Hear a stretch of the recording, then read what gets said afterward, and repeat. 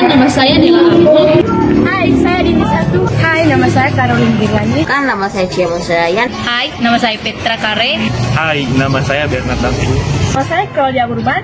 Dan pada hari ini kami akan menjelaskan tentang teks cerita inspiratif.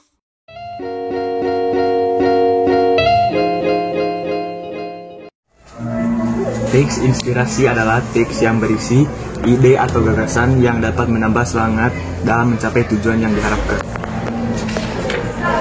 Teks inspiratif memiliki beberapa jenis berdasarkan sifat peristiwanya dan berdasarkan tokohnya. Penjelasannya yakni sebagai berikut.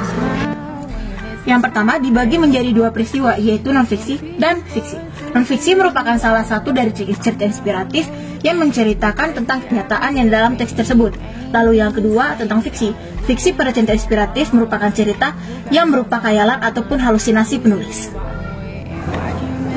Berdasarkan tokohnya, teks inspirasi menjadi tiga jenis, yaitu orang terkenal, sufi, dan binatang. Yang pertama, orang terkenal, merupakan teks inspirasi yang menceritakan kisah-kisah orang terkenal.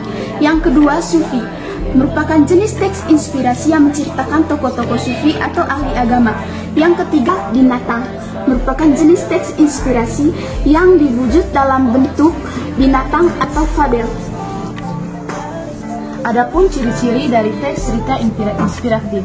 Yang pertama, umumnya diangkat dari sebuah kisah yang nyata.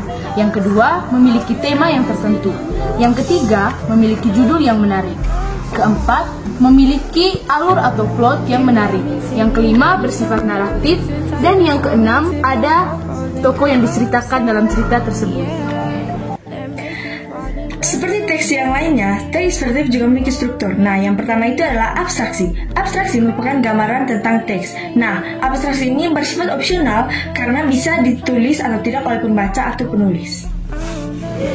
Struktur yang kedua itu struktur orientasi, yang dimana berisi tentang pengenalan tokoh dan latar, baik latar tempat, suasana, waktu, dan lainnya. Struktur yang ketiga, struktur komplikasi, yang dimana komplikasi dipahami sebagai tahap pemunculan konflik. Dalam teks inspirasi sendiri itu berisi tentang hal-hal problematik yang dialami seorang tokoh. Resolusi adalah tahap penyelesaian masalah atau konflik, sementara koda adalah tahap akhir dalam teks inspiratif yang berisi kesimpulan dari keseluruhan peristiwa atau konflik yang terjadi. Pada bagian ini, pembaca dapat memetik nilai-nilai atau pesan moral yang dapat diteladani dan direalisasikan dalam kehidupan. Kaidah kebahasan teks inspiratif itu terdapat dua. Yang pertama, kata emosi, di mana emosi yang dialami oleh tokoh. Lalu ada kalimat deskriptif, di mana menjelaskan tentang apa yang dibuat oleh tokoh. Konjungsi. Teks inspirasi menggunakan konjungsi yang menyatakan simpulan, saran, pemilihan, dan harapan. Adapun majas, dalam teks inspirasi umumnya menggunakan majas hiperbola, majas personifikasi, dan majas metafora.